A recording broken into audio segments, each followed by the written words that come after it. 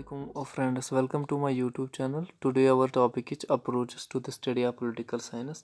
Previous lecture we are talks about meaning of a political science, significance and scope, and today our topic is approach to the study of political science. So there are two types of approaches. First is traditional approach and second one is a modern approach. First of all, we know that traditional approach. What is a traditional approach? What are its uses?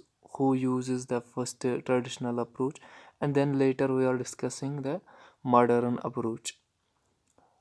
First of all, we look at the meaning of a traditional approach as well as a modern approach. A traditional approach refers to old or well established techniques or customs. A modern approach refers to something being used now based on a new development in a science, engineering और social science. इसका मतलब है कि जो भी traditional approach हुआ करते थे वो कोई पर्टिकुलरली टेक्निकीज पे या कस्टम्स पे बेस्ड होया करते थे. फॉर इंस्टेंस हम रिलीजन की बात करेंगे कि रिलीजन पे बेस्ड हुआ करते हैं. जो ट्रेडिशनल जो भी काम होता है जैसे कि ट्रेडिशनल हो मतलब रिलेटेड टू रिलीजन के हो मुताबिक हो या कल्चर हो अपना अपना, तो इसमें ट्रेडिशनल ज़्यादा हम पढ़ा करते थे. मॉडर्न अप्रोच में आजकल हम पढ़ते हैं कि जो भी साइंस ने नए नए डेवलपमेंट्स किए हैं, इंजीनियरिंग ने कुछ डेवलपमेंट्स नए नए किए हैं, कौन से सोशल चेंज सोसाइटी में आए हैं, वो हम मॉडर्न अप्रोच में पढ़ते हैं. तो पहले हम देखेंगे इस कि अप्रोचेस क्या है ट्रेडिशनल के, तो पहले वो हम पढ़ेंगे. इसमें ट्रेडिशनल अप्रोच जो भी है पॉलिटिकल साइंस में, इसमें हम दो चार किस्म के हम पढ़ते हैं कि क्या क्या है. जस्ट लाइक मैं आपको बोलता हूँ कि फ़िलासफ़िकल अप्रोचेस पढ़ते हैं. इसमें हिस्टोरिकल पढ़ते हैं कि कैसे फ़िलासफ़र्स थे, उन्होंने क्या कहा है. अप्रोच में हम वो ही पढ़ते हैं. हिस्ट्री कैसी थी, कैसे एवोल्यूशन हुआ था, और उसके बाद लॉ कानून कैसा था उस टाइम का, कैसे फंक्शंस करते थे. इंस्टीट्यूशन अप्रोचेस कैसे थे, वो कैसे फंक्शन करते थे, इसमें ये पढ़ते हैं. ट्रेडिशनल अप्रोच बेसिकली ना नॉर्मेटिव पे ज़्यादा स्ट्रेस देता है, वैल्यू पे स्ट्रेस देता है कि क्या वैल्यू है. ज़्यादा ट्रेडिशनल अप्रोच में हम यही पढ़ते थे. This approach is simply terms में be defined as way of looking at that time explaining a particularly phenomena. जैसे अभी हम कहे कि पर्टिकुलरली ट्रेडिशनल पर्टिकुलरली कस्टम्स की बात करते हैं ट्रेडिशनल अप्रोच में. The traditional approach is broader term which is include normative, institutional, historical, legal and ideological approach to the study of political science. कि उस टाइम की हिस्ट्री कैसे एवोल्यूशन हुई थी, उसके टाइम का लीगल सिस्टम कैसा था, आइडियोलॉजिक अप्रोचेस इसमें पढ़ते हैं कि क्या क्या थे उस टाइम के. Traditional approach is descriptive which use to knowledge of history. ये एक डिस्क्रिप्टिव चीज़ है, जैसे कि हम थ्योरेटिकली कुछ पढ़ते हैं, कोई थ्योरी सब्जेक्ट हो वो हम पढ़ते हैं. इसी तरह जो ट्रेडिशनल अप्रोच है उसमें भी हम ऐसे ही डिस्क्रिप्टिव ही पढ़ते थे. तो कि फ़िलासफ़ी कैसे थी, किस फ़िलासफ़र ने क्या कहा था, कैसा होना चाहिए कैसा नहीं होना चाहिए, ये हम पढ़ते हैं इसमें. और ट्रेडिशनल अप्रोच ज़्यादातर ना नॉर्मेटिव मतलब वैल्यू पे वैलिड बेस्ड पे से ज़्यादा स्ट्रेस देता है, ये हम इसमें पढ़ते हैं. इसके बाद हम देखें कि 4 इम्पॉर्टेंट ट्रेडिशनल अप्रोच है जो हमें पढ़ने हैं. पहला वाला है फ़िलासफ़िकल और नॉर्मेटिव अप्रोच. आप इसे फ़िलासफ़िकल भी कह सकते हैं या नॉर्मेटिव अप्रोच भी बोल सकते हैं. इसके बाद है हिस्टोरिकल अप्रोच. हिस्टोरिकल अप्रोच पढ़ते हैं कि हिस्ट्री कैसी थी, कैसे एवोल्यूशन हुआ था. लीगल अप्रोच इसके बाद पढ़ना है. लीगल अप्रोच क्या था, लीगली तौर पे कैसे थे. इंस्टीट्यूशन अप्रोच, इंस्टीट्यूशन कैसे फंक्शंस करते थे, कैसे रन करते थे. तो हम पहले स्टार्ट करेंगे पहला फ़िलासफ़िकल अप्रोच. फ़िलासफ़िकल अप्रोच क्या है. The philosophical approach is the oldest approach to the study of politics. It advocates the study of state, the philosophy of state, the questions like the nature of state, the end of state, the ideal. Philosophical approach में हम यही देखते हैं कि कैसे हम state को पढ़ते हैं, स्टेट कैसी है. फ़िलासफ़र ने जो स्टेट के बारे में कंसेप्ट दिया था उनका को कैसा कंसेप्ट था. जैसे कि नेचर ऑफ स्टेट, जैसे कि आप जानते हैं लॉक, रूसो एंड हॉब्स ने आइडियल स्टेट के बारे में, जैसे मैंने अभी बोला नॉर्मेटिव एक व्हाट ऑट टू बी, कैसा होना चाहिए, एक आइडियल बेस्ड पे है नॉर्मेटिव। तो फिलोसफिकल अप्रोच यही है जिसमें जो रिलेशनशिप है इंडिविजुअल की और स्टेट की होनी चाहिए, इसमें ये कोर अप्रोच है इसका, मतलब यही है इसका। It aim as provide the true and best knowledge about various political institutions which can be used for their reforms. Some philosophers followed by just like Plato, Lasky, Leo Strauss and Eric Viglon have been the follower of this approach.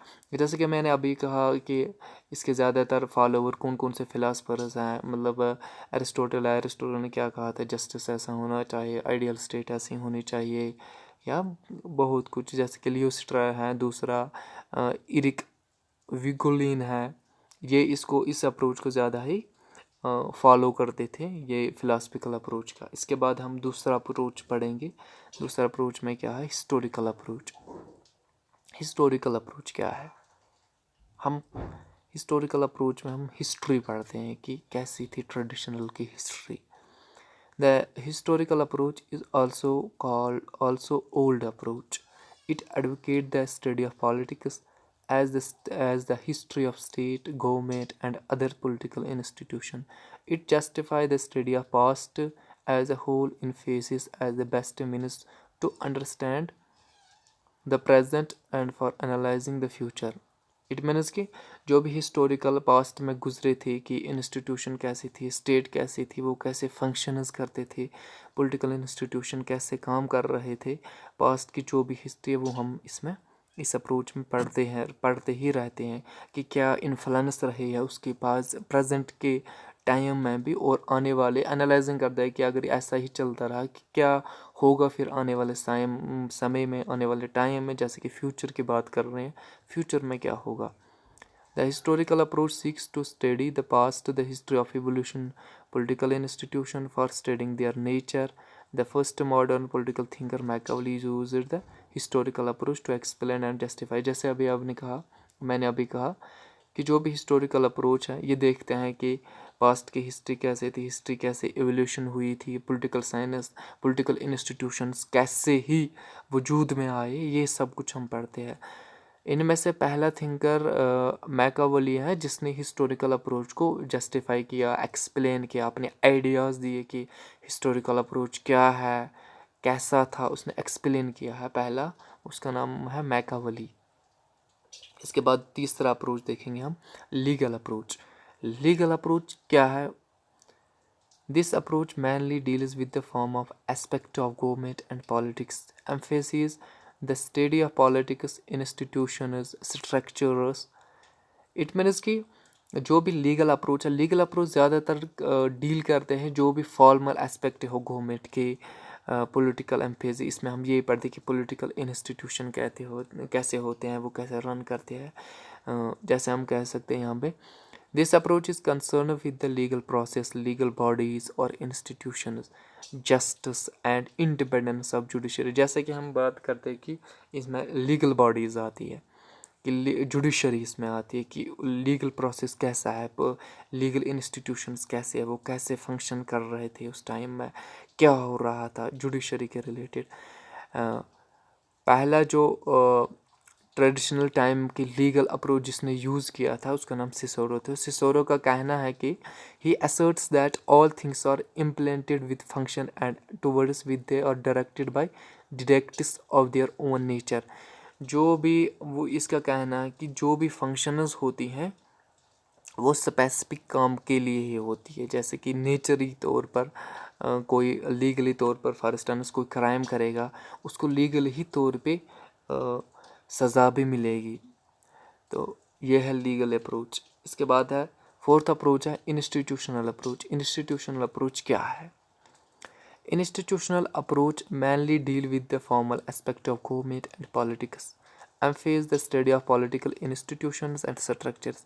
Institution approach पे हम ज़्यादातर यही पढ़ते हैं कि ये ज़्यादा मतलब डील करता है गवर्नमेंट से, कि गवर्नमेंट कैसी है, पॉलिटिक्स कैसी है, इसको हम पॉलिटिकल इंस्टीट्यूशंस पढ़ते हैं। जस्ट लाइक मैं आपको एग्जांपल दूंगा कि गवर्नमेंट जो हम पढ़ते हैं, गवर्नमेंट में 3 ऑर्गन्स है, फर्स्ट वन इज़ लेजिस्लेचर है, एग्जीक्यूटिव है, जुडिशरी है, वो कैसे फंक्शंस करते हैं, वो कैसे काम करते हैं। इसमें इंस्टीट्यूशन अप्रोच में ज़्यादातर हम यही पढ़ते हैं। जैसे कि हम कुछ इश्यूज़ होते हैं पॉलिटिकल, मतलब पॉलिटिकल में जो रिजॉल्व करते हैं, फिर लेजिस्लेचर, एग्जीक्यूटिव, जुडिशरी जो भी हो, जस्ट लाइक हम कहते हैं कि पॉलिटिकल या सोशल इश्यूज़ हो सोसाइटी में, वो सॉल्व करते हैं ये 3 ऑर्गन। जैसे कि जस्टिस हो, लिबर्टी हो, इक्वालिटी हो, democracy, all this kinds has been solved by institutional approach with the help of 3 organ, legislature, executive and judiciary. तो ये थे ट्रेडिशनल अप्रोच। इसके बाद हमें क्यों ज़रूरत पड़ी मॉडर्न अप्रोच की, क्यों ज़रूरत पड़ी? हम तो पहले ही ट्रेडिशनल अप्रोच पढ़ रहे थे, फिर क्यों हमें इनोवेशन की एवोल्यूशन हुआ मॉडर्न अप्रोच का? इट मीन्स कि कुछ ना कुछ तो कमियां थी जो हम मॉडर्न अप्रोच पढ़ने लगे। तो देखिए, हम देखते हैं कि मॉडर्न अप्रोच कौन सी कमियां दूर करता है ट्रेडिशनल अप्रोच की। कि ट्रेडिशनल अप्रोच तो पढ़ रहे थे, उसमें ये कमियां थी, फिर मॉडर्न अप्रोच आया। तो हम देखते हैं कि मॉडर्न अप्रोच बेसिकली है क्या। Empirical approach of political science, यही जो अभी अभी हम बात कर रहे थे। एम्पेरिकल इट मीन्स कि व्हाट इज़, कैसा है। नॉर्मेटिव का मीनिंग हो व्हाट आर टू बी, कि कैसा होना चाहिए थे। जैसे अरिस्टोटल, प्लेटो, बहुत सारे थिंकर्स कहते थे कि ऐसा होना चाहिए, आइडियल स्टेट ऐसी होनी चाहिए, फिलासफर किंग ऐसा होना चाहिए, ऐसे एजुकेशन होनी चाहिए। बेसिकली वो वजूद में आए ही नहीं थे, खाली वो मतलब आइडियली, ख्याली तौर पर बातें हो रही थी। तो इसमें हम पढ़ेंगे कि मॉडर्न अप्रोच बेसिकली ना कि कैसा है, मतलब कैसा होना चाहिए, कैसा है अभी, वो ही पढ़ते। Traditional approach to the study of political what too much idealistic, normative and philosophical and value based, which fail to comprehend and analyze trend and event of political science। जब अभी हमने बात की कि ये आइडियलिस्टिक होता है ना, ख्याली तौर पर ज़्यादा ही कंसंट्रेट करता है, नॉर्मेटिव की बात करता है, वही नॉर्मेटिव कैसा होना चाहिए। फिलासफिकल क्वेश्चंस होते हैं, अगर ये होता फिर वो होता फिर ये होता, ऐसे वैसे जो भी फिलासफर्स कहते थे, लेकिन वैल्यू बेस्ड पे ज़्यादातर थे। ये फेल हो गए कि जो भी इवेंट हो रही थी पॉलिटिकल साइंस में, उसको एनालाइज नहीं किया जा सकता था। In post world war situation to meet this and modern approach came to be science based on scientificism and empiricism. इसका मतलब है कि इन पोस्ट वर्ल्ड वार के बाद जो वो सिचुएशन थी, उसमें क्योंकि ट्रेडिशनल अप्रोचेस थे वो ज़्यादा एनालिसिस नहीं कर सके उन कुछ इवेंट्स को जो उसके बाद हुए, दैन इसके बाद इमर्ज हो गया मॉडर्न अप्रोच। मॉडर्न अप्रोच ने जन्म लिया उस टाइम साइंटिफिकिज्म, क्योंकि वो साइंटिफिकली ही बेस्ड वो यकीन करते थे, फैक्ट बेस्ड थे, फैक्ट पे यकीन कर रहे थे। The modern approach use the method to explain matter related to politics and issue affecting politics. Modern जो भी अप्रोचेस हैं, वो मेथड है उनका, वो एक्सप्लेन करके मैटर, कौन से मैटर रिलेटेड है पॉलिटिक्स की, कौन सा फैक्ट, कौन सा इशू है, उसको सॉल्व करने की कोशिश करते हैं। Scientific approach is marked by empirical investigation of relative data. जो भी रिलेटिव डाटा हो उसको उसको एक्सप्लेन करते हैं। It uses scientific method on observation, quantification, generalisation and integration. यही है मैंने अभी आपको कहा कि साइंटिफिक के मेथड ऑब्जर्वेशन करते हैं क्या हो रहा है, जनरलाइज फिर करते हैं, इंटीग्रेशन करते हैं। इसके बाद है मॉडर्न अप्रोच के कुछ टाइप्स हैं। पहला है बिहेवियरल अप्रोच, उसके बाद है पोस्ट बिहेवियरल अप्रोच और मार्क्सिज्म। पहले हम पढ़ेंगे बिहेवियरल अप्रोच है क्या। Behavioural approach, behaviourism one of the important development in the study of a political science in 20th century. It is also concerned a new modern approach to the study of। It means कि जो भी behaviourism है, behaviourism एक important development है जो ईजाद हुआ 20th century. ये ज़्यादा कंसर्न एक किया जाता है कि ये मॉडर्न अप्रोच है जो स्टडी करता है, जो स्टडी करता है पॉलिटिकल साइंस का। जी अप्रोच है बेसिकली, ये अमेरिकन साइंटिस्ट जो थे वो ट्रेडिशनल अप्रोचेस के ख़िलाफ़ थे। बेसिकली क्यों ख़िलाफ़ थे? वो कहते थे, उनका यकीन था कि जो ट्रेडिशनल अप्रोच है वो टोटली नेगलेक्ट करते हैं पॉलिटिकल फिनोमिना को। तो उन्होंने एक न्यू डेवलपमेंट अप्रोच किया जिसका नाम बिहेवियरल अप्रोच था। बिहेवियरल अप्रोच जो बेसिकली है, ये ह्यूमन बिहेवियर स्टडी करते हैं सोसाइटी में कि इंसान का ह्यूमन बिहेवियर कैसा है, ये क्या करता है क्या नहीं करता। This behaviour is needed to learn to behaviour of a human tend in influence in the nature society and it is outcome. Behaviouralism basically कि इंसान को, एक ह्यूमन को स्टडी करता है कि ये नेचर इसका क्या है, ये क्या कर रहा है, इससे इन्फ्लुएंस हो के फिर जो भी आउटकम्स आ सकते हैं उसको स्टडी करता है behaviourism. Behavioral approach also adopted by methods like observations, surveys, measurement input। जैसे behavioralism जो है ये बेसिकली मेथड्स पे डिपेंड करता है, ऑब्जर्वेशन करता है क्या हो रहा है, एक ह्यूमन बीइंग का, एक इंडिविजुअल का कैसा सेंसेस है, ऑब्जर्वेशन उसको करता है, सर्वे फिर करता है इन फिर पॉलिटिकल साइंस में।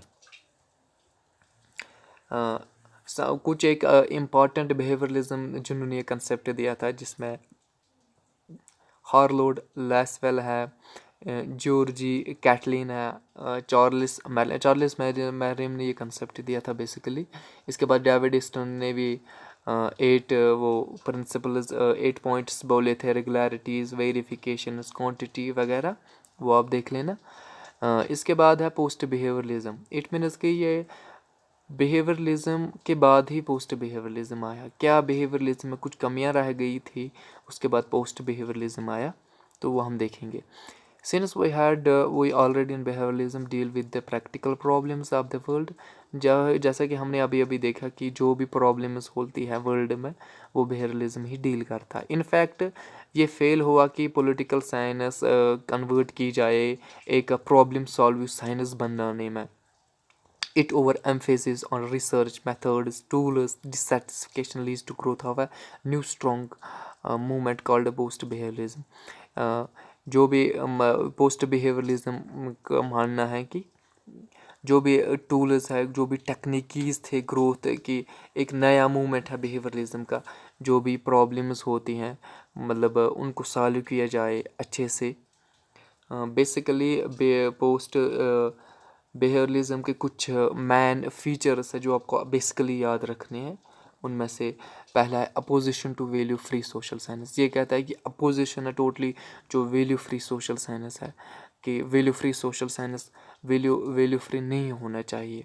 दूसरा ए मूवमेंट ऑफ प्रोटेस्ट। ये एक मूवमेंट है, प्रोटेस्ट कर रहा है किसके खिलाफ, बिहेवियरलिज्म के खिलाफ। इंटेलेक्चुअल मूवमेंट, एक इंटेलेक्चुअली ही एक मूवमेंट है। To the fourth is to the future wellbeing the society. जो भी फ्यूचर आने वाला होगा सोसाइटी को उसको बेटरमेंट करेगी पोस्ट बिहेवियरलिज्म। ये एक मूवमेंट है बेसिकली। तो इसके बाद है लास्ट का हम बढ़ेंगे मार्क्सिज्म अप्रोच। मार्क्सिज्म अप्रोच है क्या बेसिकली, और मार्क्सिज्म क्या कहते थे, वो क्यों चैलेंज करते थे ट्रेडिशनल अप्रोच को, तो हम देखेंगे इसमें। Marxism approach to the study of comparative politics in different from both approaches, traditional and modern approach। Marxism give a powerful historical framework to examine political system and the process in terms of class conflict। Marxism basically कहता है कि उसका जो भी ये concept है traditional approach को लेके या मॉडर्न अप्रोच को लेके बेसिकली टोटली ही डिफरेंट है। मार्क्सिज्म कहता है कि एक पावरफुल हिस्टोरिकल फ्रेमवर्क एग्जामाइन करता है पॉलिटिकल सिस्टम है। कहता है कि जो भी क्लास कन्फ्लिक्ट है, बूर्जास एंड प्रोलिटेरिया, या आजकल के ज़माने में देखिए कैपिटलिज्म है, वर्कर्स, उनके बीच जो तनाजुन है, उनके बीच जो हायरार्की है, उनके बीच जो क्लास कन्फ्लिक्ट चल रहा है, जब तक वो सॉल्व ना किया जाए, तब तक कुछ नहीं होने वाला। तो basically Marxism concept modern traditional में भी वही कंसेप्ट था क्लास कन्फ्लिक्ट का, एंड मॉडर्न में भी वही है क्लास कन्फ्लिक्ट। वो कहता है कि जब तक कि सॉल्व ना किया जाए तब तक कुछ नहीं हो सकता। तो ये थे हमारे आज का टॉपिक, अप्रोचेस क्या है, ट्रेडिशनल पॉलिटिकल अप्रोच। अगर पहले आप इसको पहले मेरा पहले वाला लेक्चर देखिएगा ज़रूर। पहले वाले लेक्चर में हमने मीनिंग, सिग्निफिकेंस को पढ़े हैं, उसके बाद ही आपको अच्छे से समझ आएगा अप्रोचेस क्या है, क्यों हम पढ़ते हैं, पहले कौन से अप्रोच पहले कौन से आए, उसके बाद कौन से आए, हमें क्यों ज़रूरत पड़ी, आपको अच्छे तरीके से समझ आएगी। मैं डिस्क्रिप्शन में लिंक दे दूँगा पहले वाले लेक्चर की। आई होप आपको अच्छा लगा होगा। अगर अच्छा लगा होगा तो सब्सक्राइब और लाइक कमेंट शेयर ज़रूर करिएगा। Thank you very much.